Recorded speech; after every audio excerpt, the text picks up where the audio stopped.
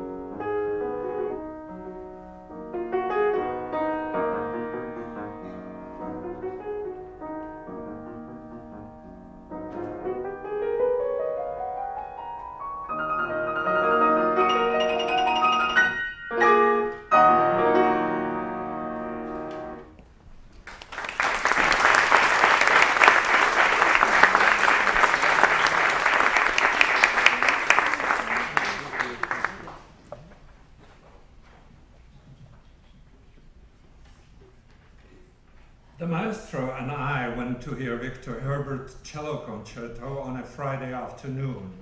The maestro was completely taken by the cello concerto. On the way home, he spoke of how the piece was cleverly instrumented, especially in one place in the slow movement, where Herbert used 3 trombones, but in such a canny way that they did not stifle the solo cello, but instead let it shine. The maestro did not like going out in the evenings, at least not in America, but on Saturday evening we went a second time to listen to the Philharmonic play the same program. On the way, the maestro said that he mainly wanted to hear the cello concerto one more time, and he also said, when they get to the part where Herbert used those 3 trombones so cunningly, I alert you, and then you listen nicely.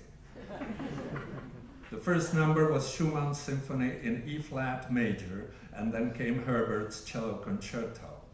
The maestro kept fidgeting throughout the symphony, but as soon as the concerto began, he sat very calmly and listened attentively without as much as a budge. After some time, I looked at the maestro, awaiting his promised signal. No such signal came. I thought to myself, well, the maestro forgot. I listened on with no heed to the maestro, but the maestro had not forgotten. For a moment later, I received a massive elbow blow into my chest. I looked round at the maestro in surprise, wondering what had happened, and the maestro gave me a signal to listen. Yet, before I could recover, it was all over. On the way home, the maestro asked if I heard the trombones, etc. Although I had heard nothing, for once I lied, and told the maestro that I would surely have missed it if he had not alerted me to it. But I also added, Maestro, I still feel your nudge. A few days later, the maestro requested Herbert to lend him the score of the cello concerto, and he spent the next few days diligently reading through it. But he first looked up the place in the slow movement that had interested him so much, and it was not until afterwards that he turned to the first movement.